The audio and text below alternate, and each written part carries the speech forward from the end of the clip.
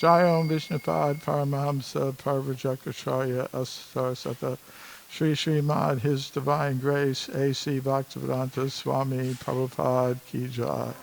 Anantakoti Vaishnavrinda Ki Jai. ISKCON Founder Acharya Srila Prabhupada Ki Jai. Grantaraj Srimad Bhagavatam Ki Jai. All glories to the assembled devotees. All glories to the assembled devotees. All glories to the assembled devotees. All glories to Sri Sri Guru and Gauranga. Glories to Srila Prabhupada. Vishwadaya Krishna Sai Vaishnavi Bhakti Swami Namaste Namaste Saraswati Deve Gauravani Charni Nivasesha Shunyavadi Pascharya Satarni.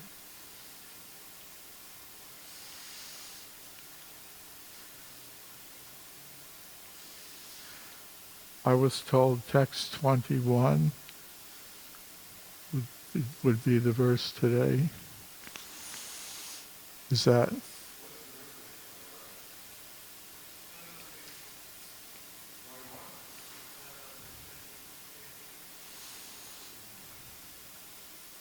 What is it? Okay, that's it. That's what I thought it was. So Srimad Bhagavatam, Om Namo Bhagavate Vasudevaya. Om Namo Bhagavate Vasudevaya.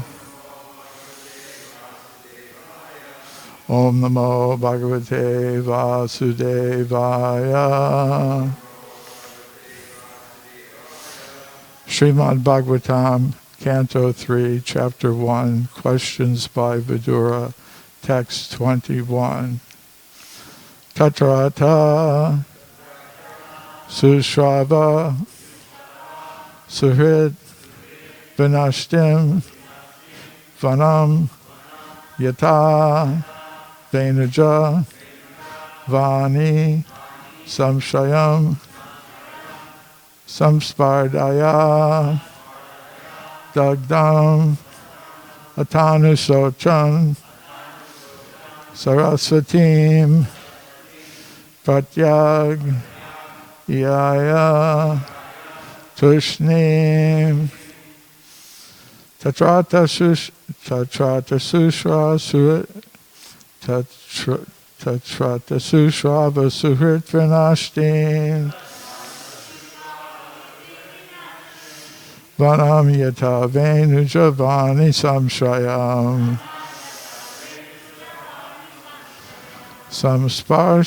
Samsparstaya Dagda Matanu Sochan Sarasvatim Pratyagiyaya Tushnim Tatrata Sushrava Suhrit Vinashtim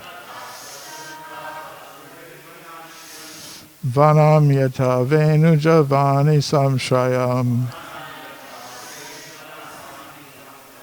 Samspardaya Dagda Matanu Sochan Sarasvatim Pratyagiyaya Tushnim Tatrata Sushrava Suhrit Vinashtim Vanam Yata Venuja Vani Samshayam Samspardaya Dagda Matanu Sochan Sarasvatim Pratyagiyaya Tushnim.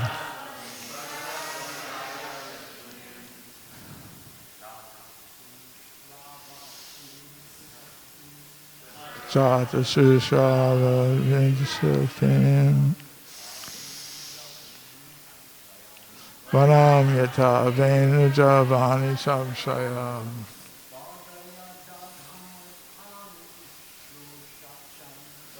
Vanam Dadatanu Sochan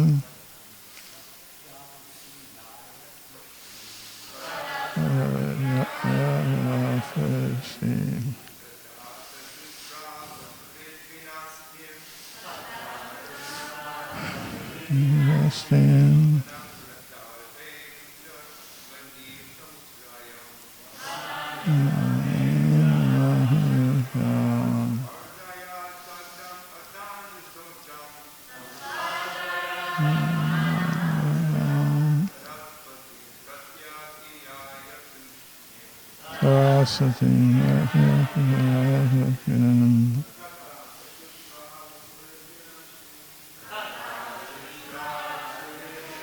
Same.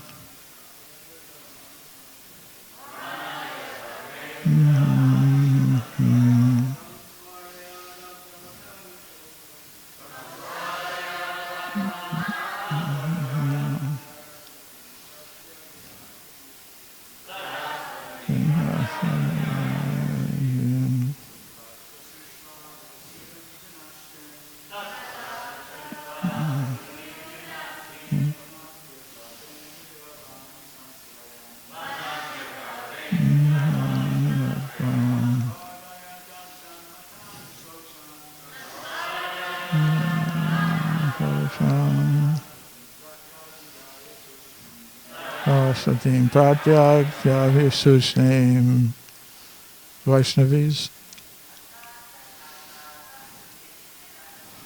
Tatrata Sushrava Surit Vinashtim Manamyata Venujata Samshram Samsvardaya Dagdamatana Sochan Saraswati and Prabhu's name.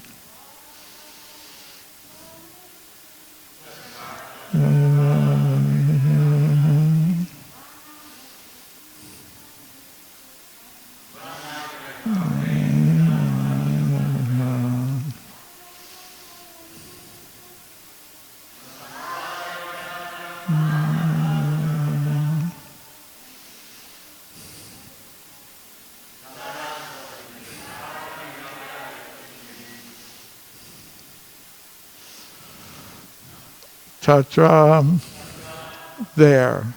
Ata, thereafter. Sushrava, heard. Suhrit, kinsman. Vinashtim, all dead. Vanam, forest. Yata, as.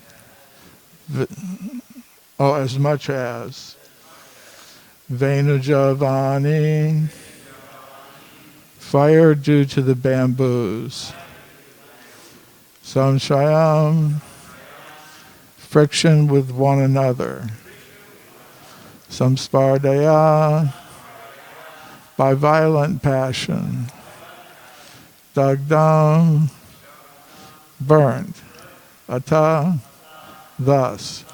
Anusochan, grieving. Saraswatim, the river Saraswati. Pratyak, westward. Iyaya, went. Tushnim, silently.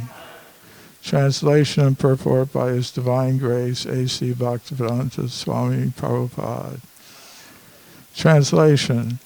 At the place of pilgrimage at Prabhas, it came to his knowledge that all his relatives had died due to violent passion, just as an entire forest burns due to fire produced by the friction of bamboos. After this, he proceeded to where the river Saraswati flows west. Purport. Both the Kauravas and the Yadavas were relatives of Vidura, and Vidura heard of their extinction due to fratricidal war. The comparison of the friction of forest bamboos to that of passionate human societies is appropriate. The whole world is compared to a forest. At any moment there may be a flare-up of fire in the forest due to friction. No one goes to the forest to set it on fire, but due only to the friction between bamboos, fire takes place and burns the entire forest.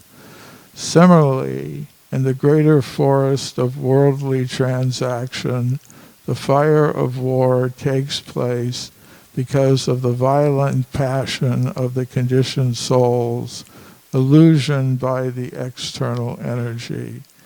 Such a worldly fire can be extinguished only by the water of the mercy cloud of saints, just as a forest fire can be extinguished only by rains falling from a cloud. Om Jnana Timirandasya Gyananjana Shalakaya Chakshurunmilitam Yena Tasmai Shri Gurave Namaha. Shri Krishna Chaitanya Prabhu Nityananda Shri Advaita Gadadhar Shri Vasari Gaur Bhaktivinoda.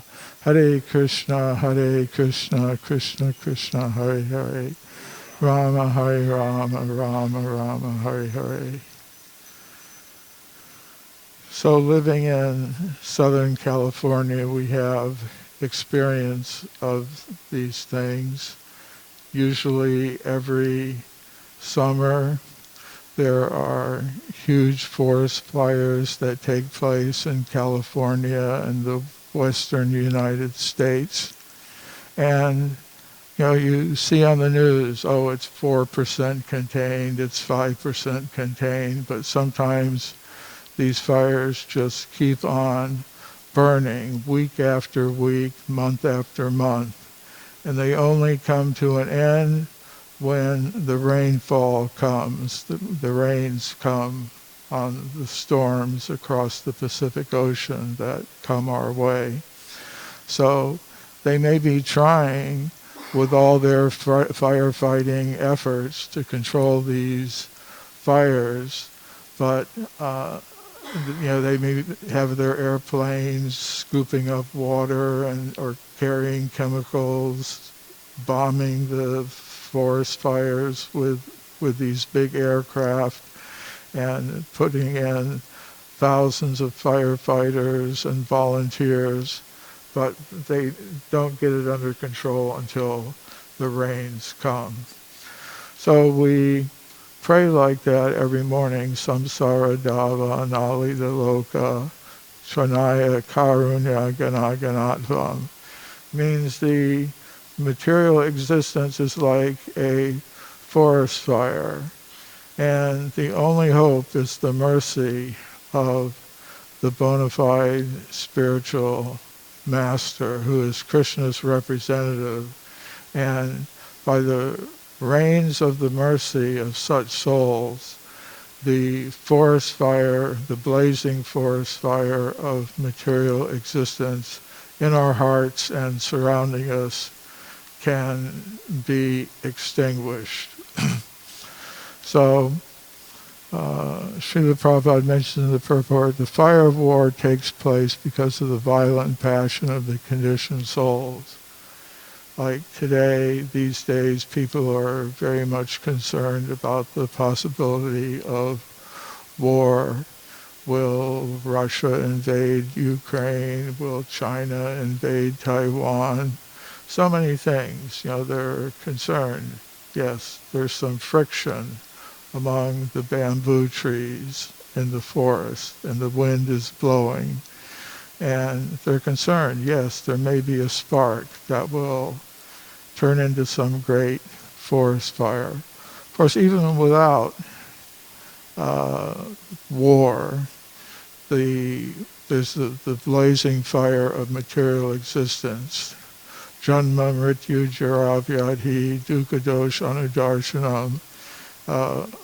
An intelligent person will see, yes, there is the blazing fire of material existence that's subjecting me and everyone here into birth, death, old age, disease, and a continual cycle.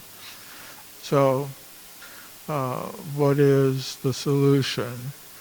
Uh, Generally, we try our own solutions. We think, okay, I've got this, it's under control, I'll deal with it. But at some point, we come to understand we need help from some higher power. Just like on the battlefield of Kurukshetra, Arjuna was thinking, okay, I've got this. He asked Krishna to take the chariot. Krishna was serving as his chariot driver. And he said, pull me up to the middle of the battlefield so I can see with whom we have to contend.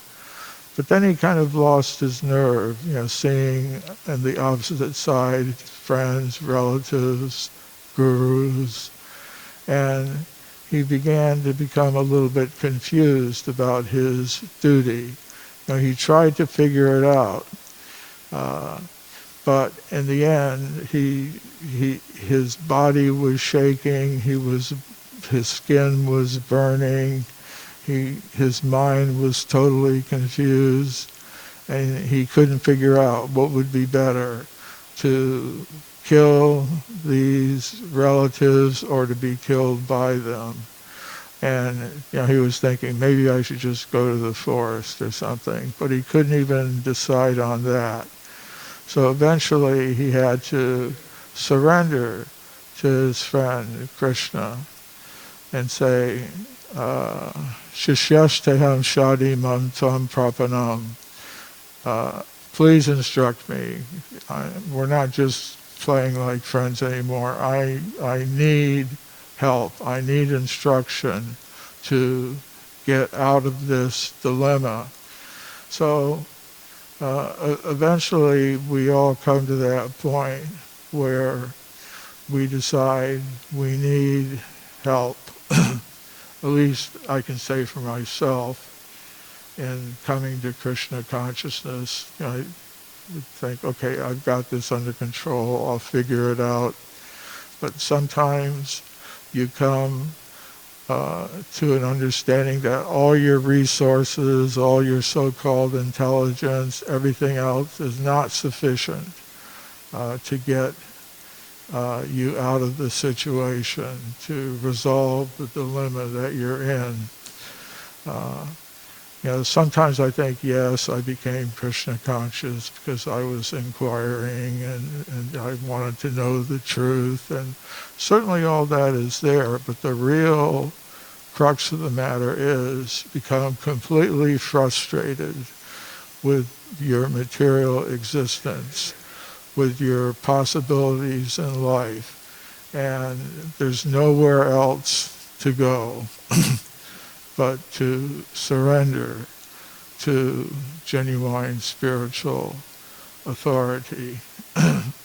So this example of forest fire is given throughout the Srimad Bhagavatam. Many times it's given as an example of what our situation is. I said this world is like the world of material existence is just like a great forest fire that's inflicting so much pain and suffering and confusion upon us. But sometimes it's stated like an elephant caught in a forest fire will go into the river Ganges or some other river to get relief from the suffering. And sometimes Krishna's pastimes, Krishna's teachings are compared to such a cooling river that the conditioned souls who want relief from the forest fire of material existence can enter. If they enter the cooling river of discussion of Krishna's pastimes and teachings, they will get relief. So that example, the example is given many times. And then there are some actual instances of forest fires. Like it's described how Krishna and Arjuna,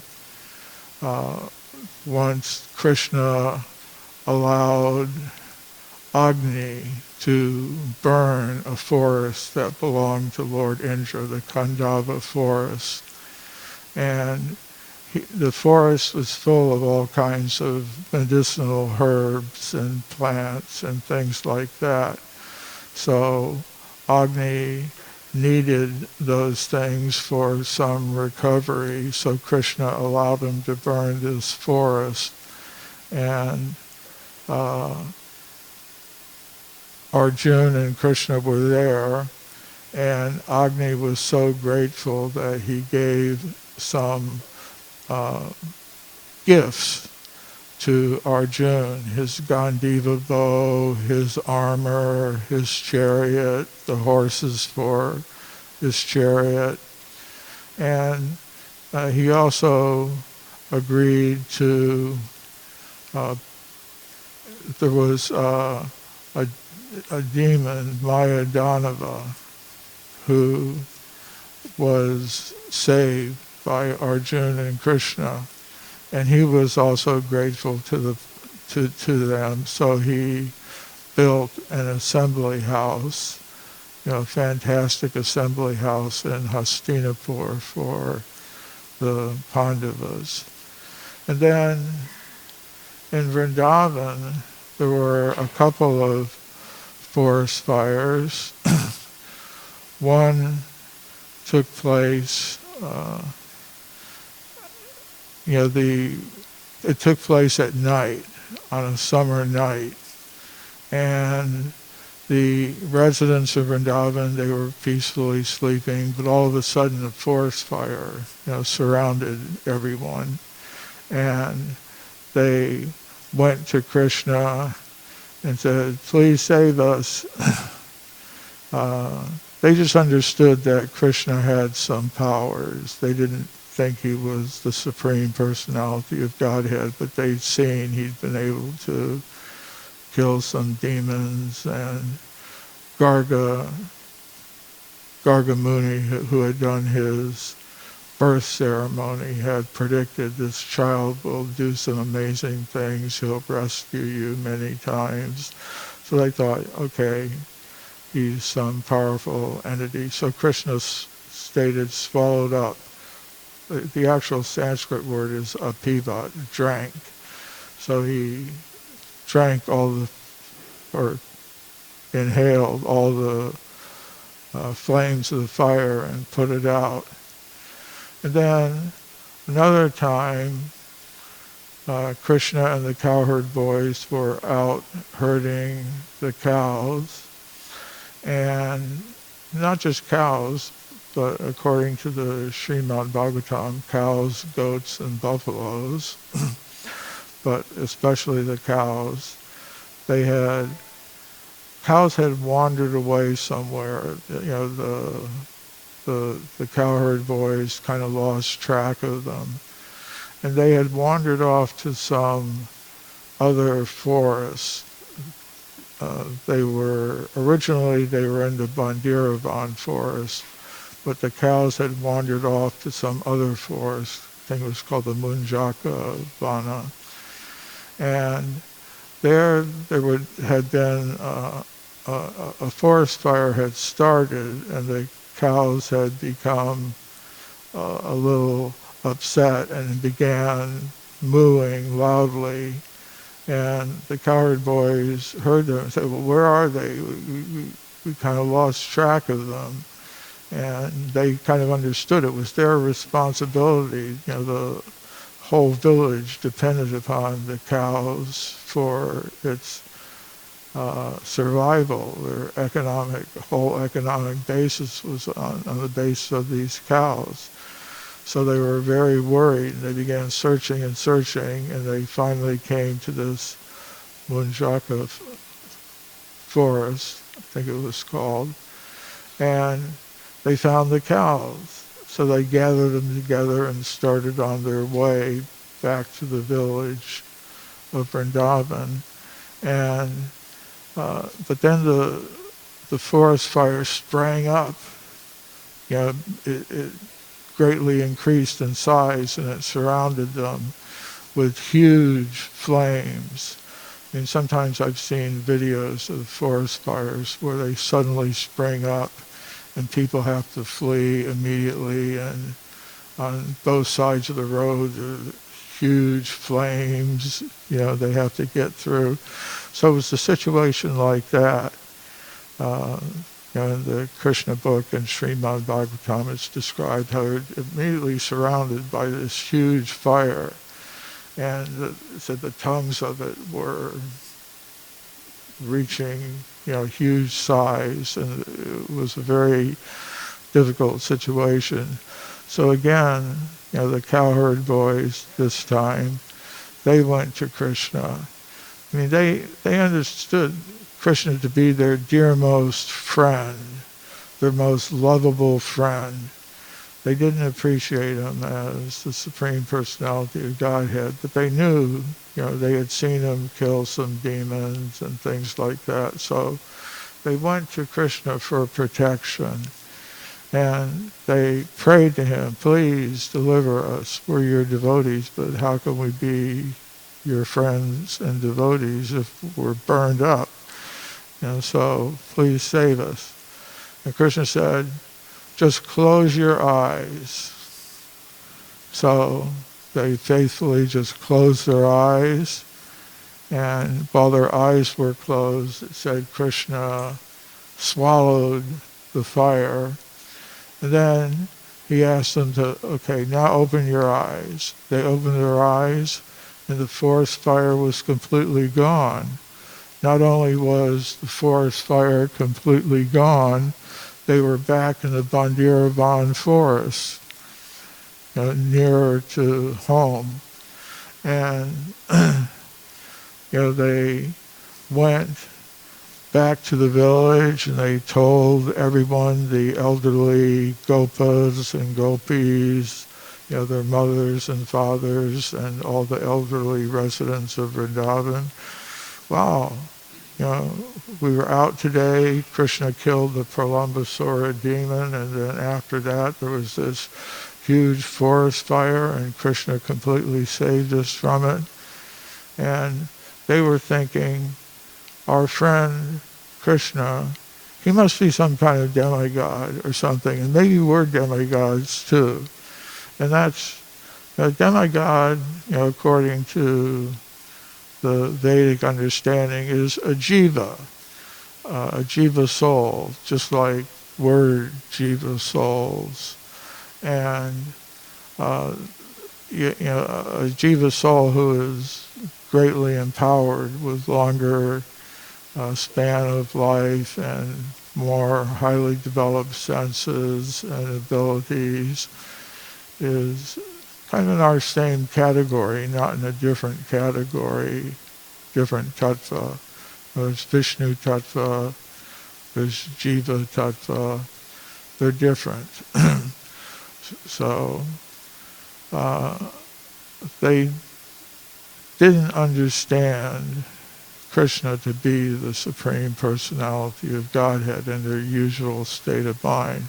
And the elderly residents of Vrindavan, they had the same opinion. Yes, maybe Krishna is the demigod who's come down to help us in our village here. So it's interesting, because they try to use their logic, to understand Krishna's position, but they come to the it's the right conclusion, because ultimately that's what Krishna wants. He wants these spontaneous, loving exchanges. Krishna enjoys that.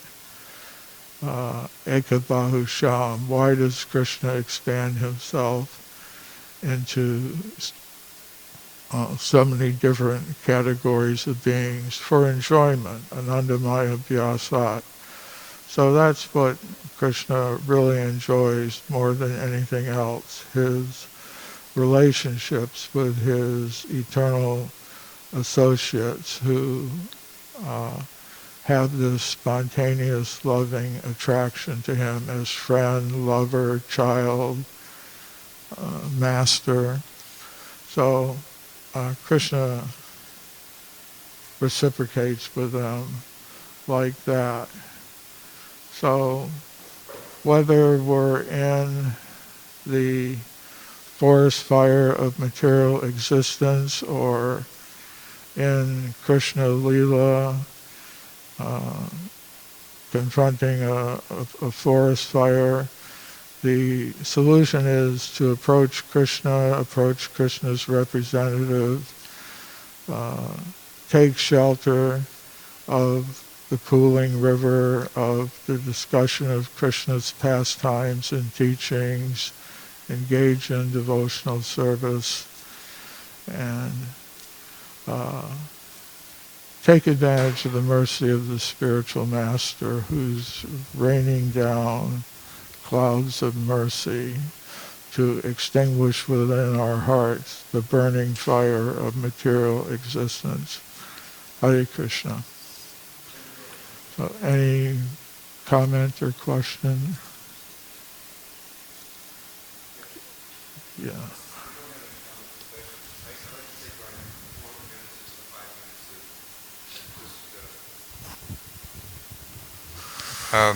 Just remember Ramdas Prabhu from here in New Okay.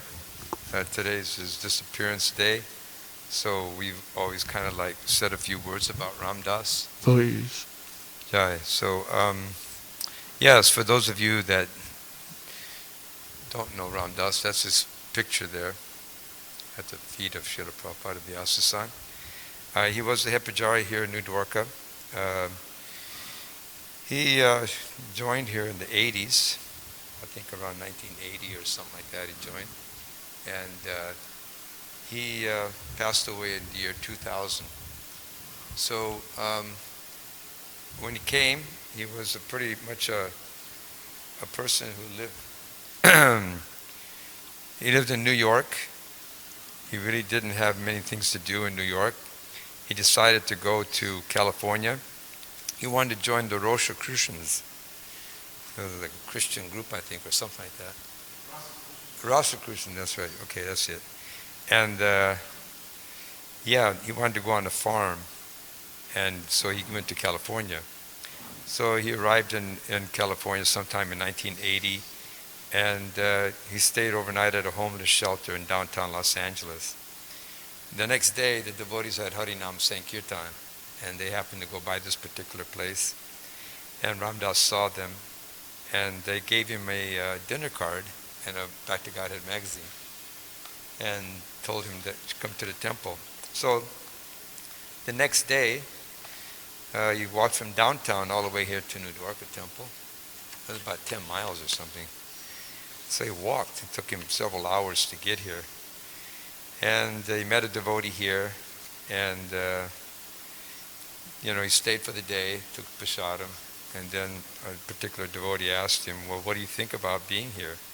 And he says that Ramdas Prabhu, he just, for a minute, he just kind of like looked at the person and he broke down crying. He felt that this was definitely where he wanted to be, and it was a place where he felt he was satisfied with what he was always searching for. So he joined, and the first thing they had him doing is like, he was a communications director, a public relations person. He seemed to have a really good knack with speaking with people, communicating with them, and inviting them to come to the temple. He did that for some time, and then he also did some legal work for the temple, for the airport, and the distribution in the different parking lots and streets around Los Angeles. He did that. And then finally one day, he was called into the office of the temple president, and he was told straight out, okay, you're going to be the head pujari, because the head pujari left, so you're going to now be the head pujari. So he took on that service, didn't even think about it twice. He just was very surrendered to that. It was his characteristic, very surrendered. So he took over the dressings of the deities, and then tried to help the devotees that were doing service on the altar. He was very personable.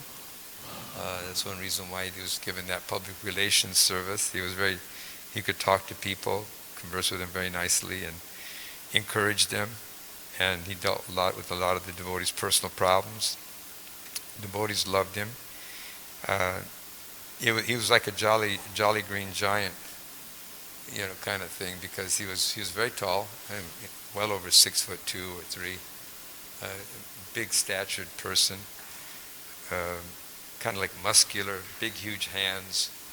So when you approached Ram Dass, you were immediately humbled to some degree just by his stature. But what came out of him was pretty amazing. Very, very compassionate, very loving person. He was very keen on helping devotees, especially if they had some, physical problems or ill or emotional problems. He was a very busy boy. So, yes, he was also very astute in his reading of Prabhupada's books. He could recite verbatim all kinds of long prayers that we find in the Srimad Bhagavatam.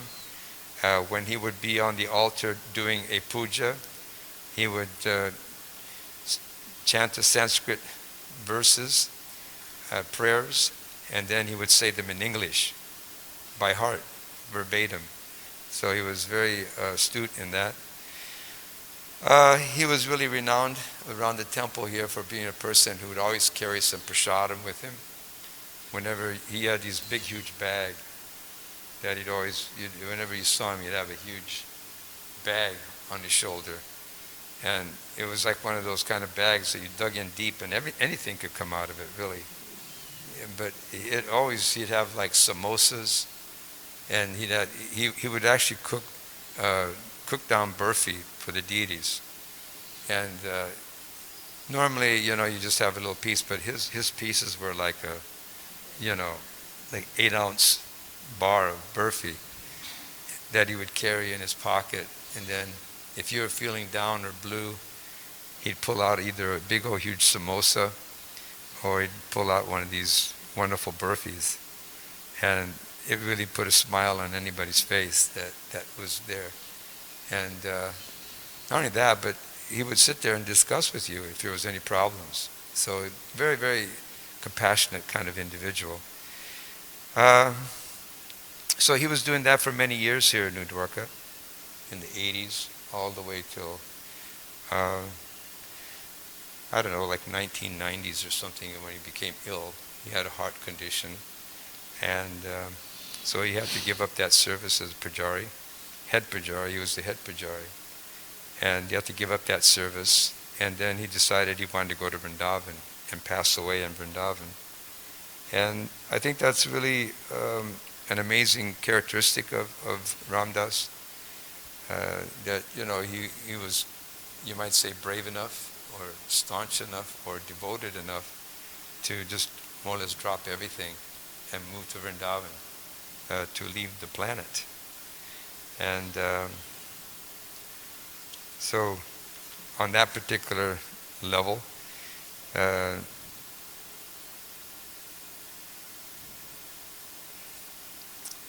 I like to just kind of like read what I have here. Ram Dass spent at least 3 years in Vrindavan. During that time, he mostly read and chanted and listened to lectures. So it took him 3 years to pass away in Vrindavan. He did some deity worship in his ashram. He did not engage in idle gossip. He would talk about Srila Prabhupada constantly, whoever came to visit him. I personally had that experience. I went to visit him, and we sat there for a couple of hours just talking about Srila Prabhupada and ISKCON and deity worship. It was beautiful. He really became attached to Srila Prabhupada and had many copies and drawings of Prabhupada's lotus feet. He had it laminated. It was a little, 4-inch by 6-inch little laminated picture of Srila Prabhupada's lotus feet. And then time you came to visit him, he'd give you one of these particular little pictures. So he was getting more and more sick as he stayed in Vrindavan. But still, even though he was, if you came to visit him, he'd cook for you. He was a good cook. I had the pleasure of being a recipient of that cooking whenever I visited Vrindavan. So as he got sicker, people came in to visit him, and he would try to talk to them, but eventually there was a point where it came where he couldn't. And Kavi Chandra Maharaj was with Ram Das on the day that he left. They were laughing and joking together, and Ram Das was very weak, and he was happy that Maharaj came to see him, and Maharaj came to treat, just a treatment on him, a massage, and Ram Das really appreciated that. He was a kind of individual who never really was thinking about positions in a temple or ISKCON. He just kind of was a person who was really dedicated to his service. He did a wonderful service for the deities in the deity worship department, and he was one of those individuals who had a lot of good qualities. He always wanted to come to some kind of understanding or solution. He was really into that. If you presented a problem to him, he really wanted to develop a solution with you. So even in his later part, when he was actually ready to leave the planet, he was still like that. If people came to visit him, he'd always be talking about these kind of things. So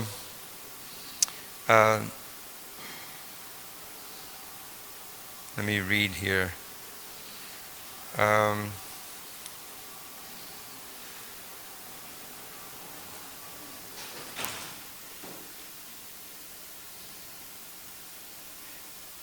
Here's they said that he could not live without a heart transplant, but they didn't know that his heart, that the muscle was deteriorated, but he was simply ready to just leave the planet in Vrindavan. And when he died, Kavi Chandra Maharaj was there, and it said that he just kind of was on his back and he rolled over and he just said, Prabhupada's name, and then he passed away in Vrindavan. So it's a kind of like a synopsis, and so we like to just recognize him today as one of the very nice devotees of New Dwarkadam. He did a lot of nice service, very dedicated to the ISKCON movement, and what a great opportunity it was for him to go to Vrindavan and leave this planet. That's a rare situation where someone gets that kind of opportunity. So in that sense, we should glorify him for having that opportunity, taking advantage of it, and actually accomplishing it. It's a very, very difficult thing to do. And hopefully all of us will have some kind of opportunity for that, and that we'll take advantage of it and go to Vrindavan.